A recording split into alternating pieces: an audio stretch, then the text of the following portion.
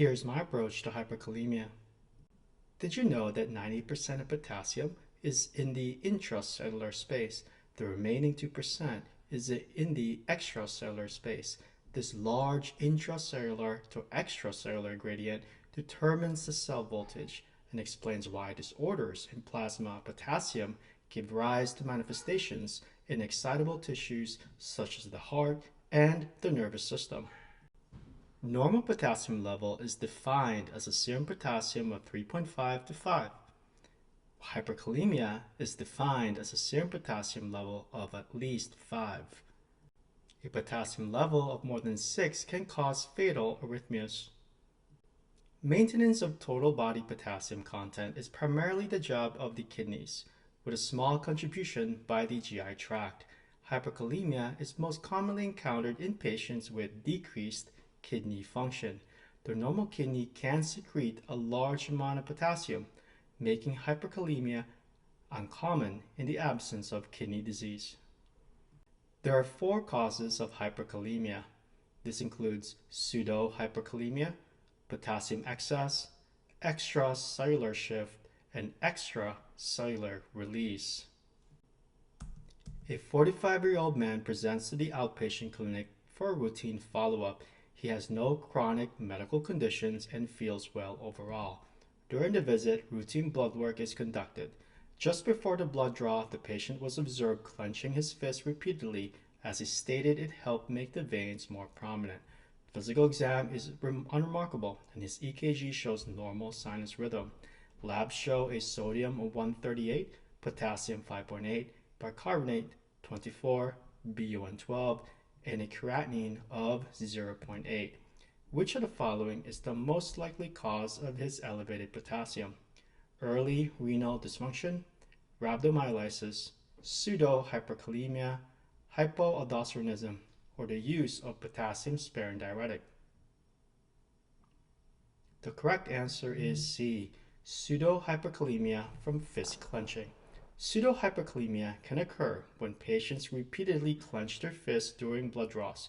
This action leads to the release of potassium from muscle cells into the blood sample, artificially raising the measured potassium level.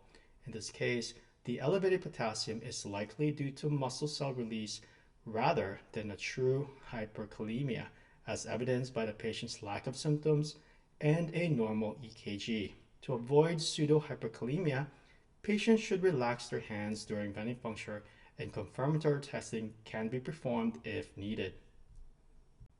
Now let's first talk about pseudo-hyperkalemia.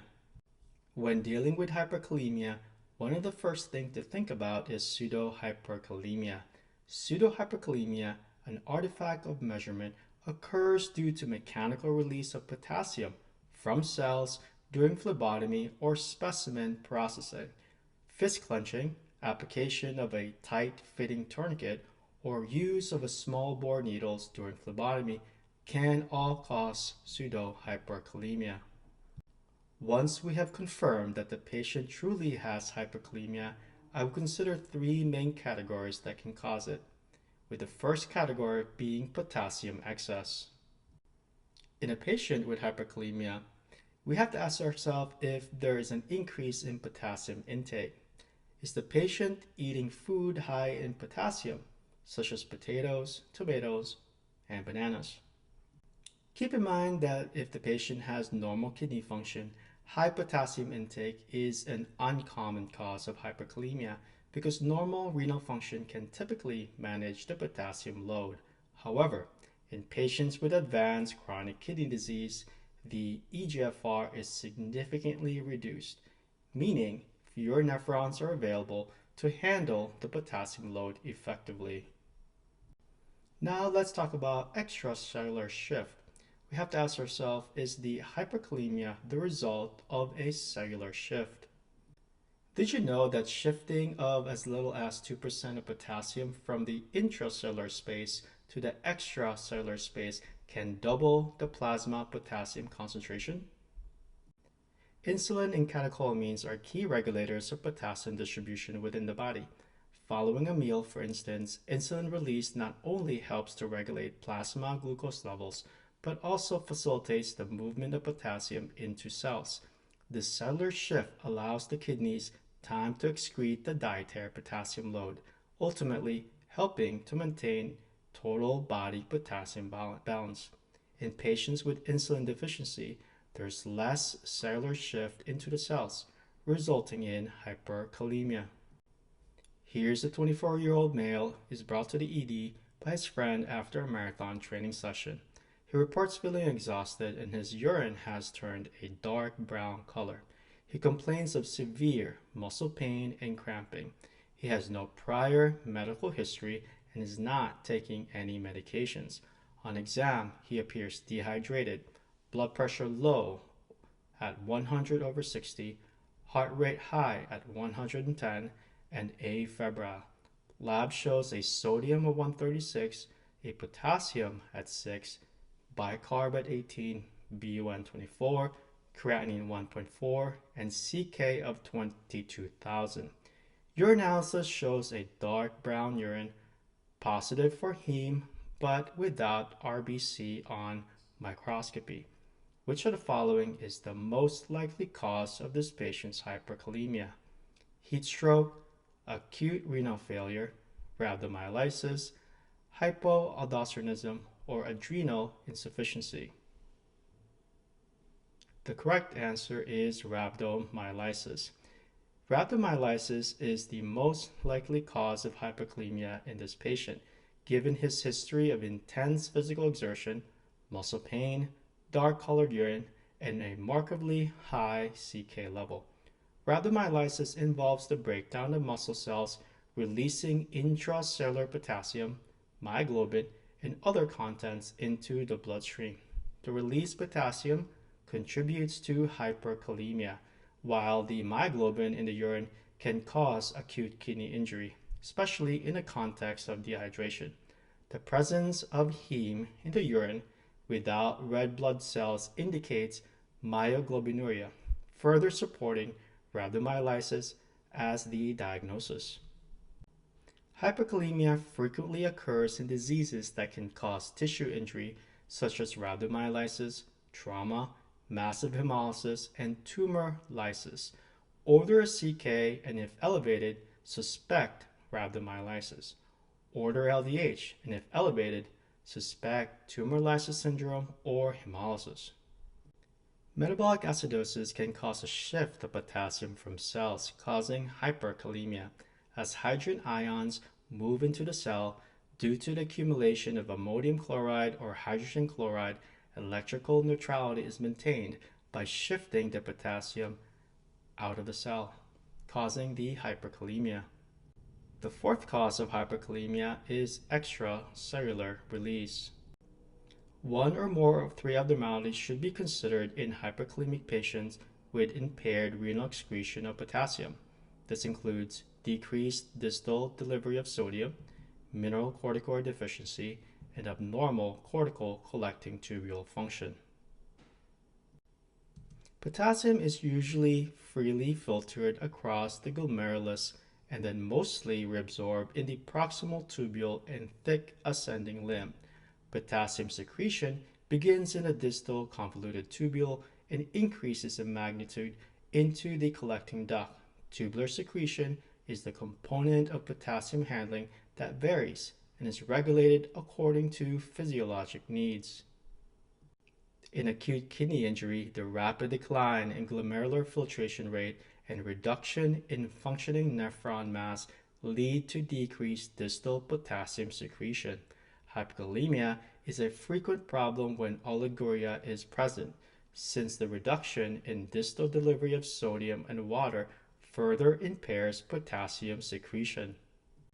In chronic kidney disease, there's less nephron, and the reduction in collecting tubule mass also lead to a global decline in distal potassium secretion.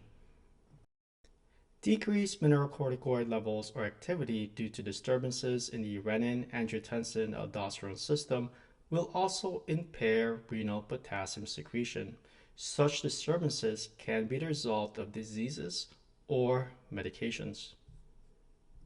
Here's a 54-year-old man with a history of chronic back pain, hypertension, and type 2 diabetes. He He presents to the ED with generalized weakness and fatigue. His medications include metformin, lisinopril, hydrochlorothiazide, and ibuprofen, which he has been taking daily for the past few weeks for worsening back pain. Lab studies reveal the following: sodium 138, potassium at 5.9, bicarbonate 22, BUN 22, creatinine of 1.5.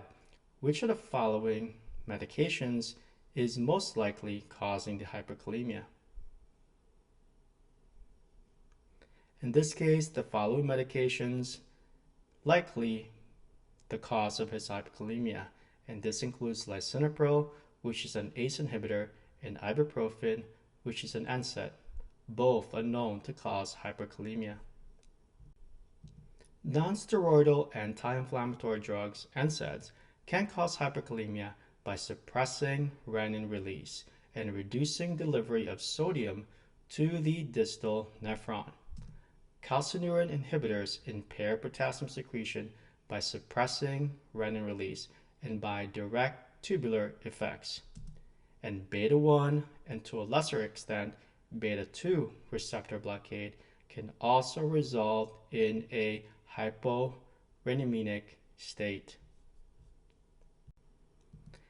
Angiotensin converting enzyme inhibitors block the formation of angiotensin II, whereas angiotensin II receptor blockers prevent angiotensin II from binding to its adrenal receptor. Hyperkalemia can result from interstitial renal diseases that can specifically affect the distal nephrons. In this setting, glomerular filtration rate is only mildly reduced, and circulating aldosterone levels are normal. In potassium excess, it can also be related to medications such as potassium-sparing diuretics like amiloride or triamterene, and these medications are known to impair the ability of the cortical collecting tubule to secrete potassium. Trimethoprim and pentamidine can also cause similar effects.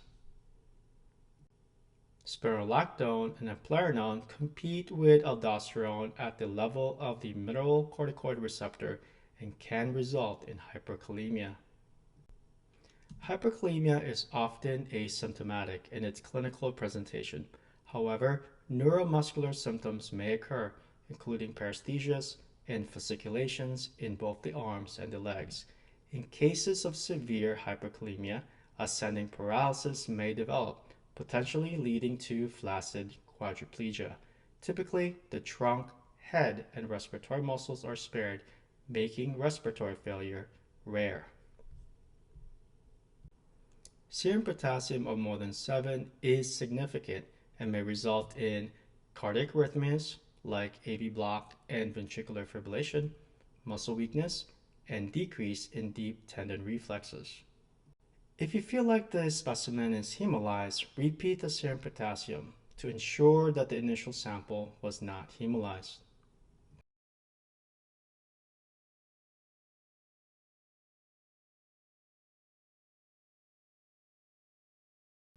Then, always order a 12-lead EKG.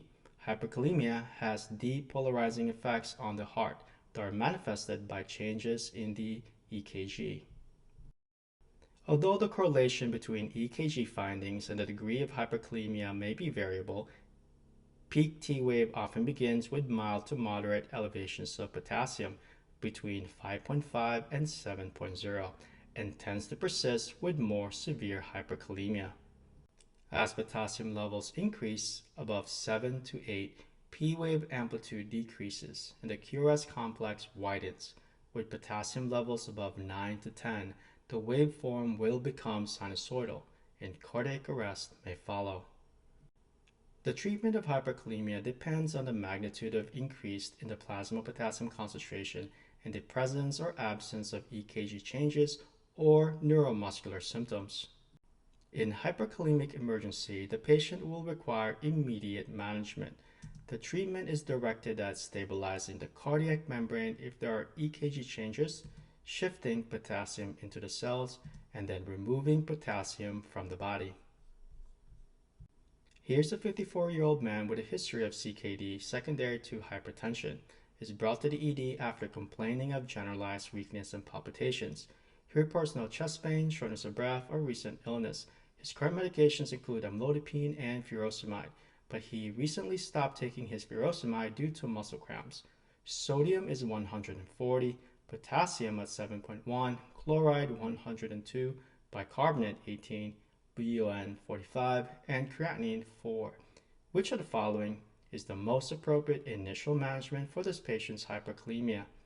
IV insulin and glucose, sodium polyestyrene sulfonate, which is Kayexalate, IV calcium gluconate, sodium bicarbonate, or albuterol nebulizer.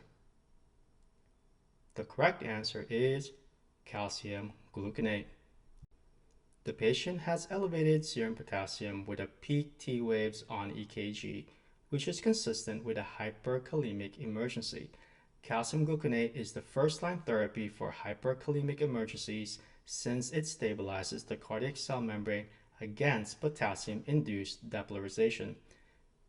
Calcium gluconate should result in normalization of the EKG appearance within 5 minutes. Observe the cardiac monitor following initial treatment and repeat the dose if the EKG tracing still appears abnormal. As calcium gluconate is only a temporary measure, patients require long-term therapy to reduce potassium levels, such as insulin and glucose, sodium bicarbonate, loop diuretics, and/or inhaled short beta-2 adrenergic agonist. Patients with refractory hyperkalemia may also require hemodialysis. Here's a 42-year-old man with a history of end-stage renal disease on hemodialysis. He presents to the ER with generalized weakness. He missed his last hemodialysis session 3 days ago. His vitals are within normal limits, but his EKG shows peak T waves. Lab shows a potassium of 8.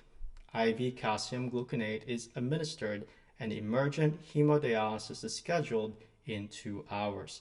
Which of the following is the most appropriate initial treatment for this patient's hyperkalemia? IV furosemide, IV sodium bicarbonate, IV glucose insulin, or sodium polyestyrene sulfonate, or also called Kayexalate. The correct answer is C, IV glucose and insulin, which is the most appropriate additional treatment for rapidly lowering this patient's serum potassium level. He has end-stage renal disease and presents with generalized weakness, hyperkalemia, and peak T waves on EKG.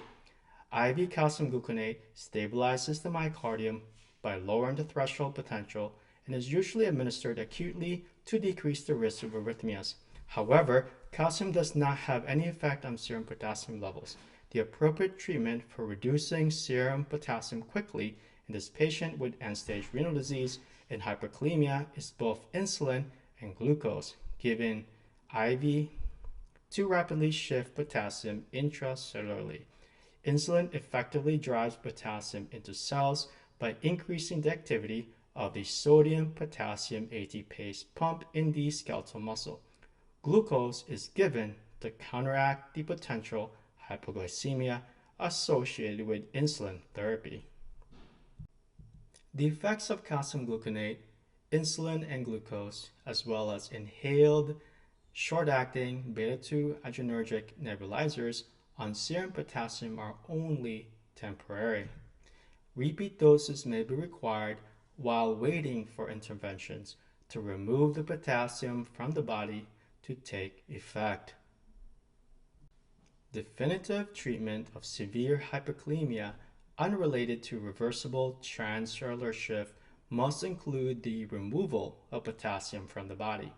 The choice of treatment depends on the underlying medical condition as well as the patient's volume status. Treatment used to enhance potassium elimination includes cation exchange medications, loop diuretics, and hemodialysis. Cation exchange medications is used to lower potassium if it's not urgent. There are cation exchange resins such as sodium polyestyrene sulfonate, also called Kayexalate, and sodium zirconium cyclosilicate. There's also a cation exchange polymer such as Potassium. Sodium polyestyrene sulfonate binds to potassium in the GI tract in exchange for sodium and has been used to manage hyperkalemia. This drug is most commonly given along with sorbitol as a therapy for acute hyperkalemia. Although the drug is widely used, most of the potassium lowering effect is due to an increase in the stool volume caused by sorbitol. Just a quick reminder, if you're starting a patient on Kayexalate, if the patient is at risk of intestinal necrosis, especially patients with abnormal bowel function, avoid Kayexalate, also called sodium polyestyrene sulfonate. Sodium zirconium cyclosilicate is a non-absorbed microporous compound that binds potassium in exchange for sodium throughout the GI tract. It has been found effective in lowering plasma potassium concentration in a dose-dependent fashion in high-risk patients, most of whom were receiving renin-angiotensin-aldosterone system blockers. Potassium is a non-absorbed polymer approved for clinical use to treat hyperkalemia. The drug binds potassium in exchange for calcium in the GI tract, predominantly in the colon, and lowers the plasma potassium concentration in a dose-dependent manner, with the greatest reduction in those with higher starting values. In patients without severe kidney disease, loop diuretics can be effective, especially for patients with volume overload. Now, if the patient presents with refractory hyperkalemia, consider hemodialysis. If the patient is already on hemodialysis, the preferred option is another course of hemodialysis on top of the patient's regular scheduled hemodialysis to improve hyperkalemia. Now here are some rapid-fire key points. 90% of potassium is in the intracellular space. The remaining 2% is in the extracellular space. Hyperkalemia is defined as a serum potassium level of greater than 5. A potassium level of more than 6 can cause fatal arrhythmias, and hyperkalemia is most common in patients with decreased kidney function. Conditions that can cause hyperkalemia due to cellular shifts include insulin deficiency, rhabdomyolysis, trauma, massive hemolysis, tumor lysis, and metabolic acidosis. Conditions that can cause hyperkalemia due to extracellular release include acute kidney injury, chronic kidney disease, NSAIDs, beta blockers, ACE inhibitors, ARB, and potassium-sparing diuretics. Earliest EKG changes are peak T waves and shortening of the QT interval.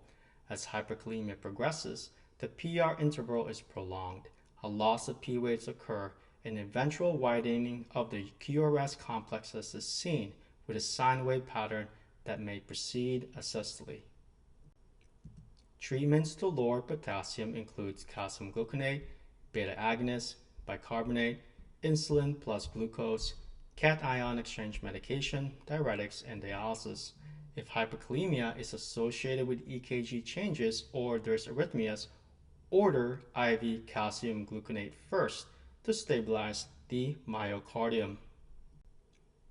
Then shift the potassium inside the cells by ordering insulin and glucose or inhaled beta-adrenergic agonist. Then remove potassium from the body by ordering loop diuretics if the patient is volume overloaded, or order Potassium or sodium zirconium cyclosilicate. If there's life-threatening hyperkalemia or hyperkalemia persists despite treatment, then consider hemodialysis. And that is my approach to hyperkalemia.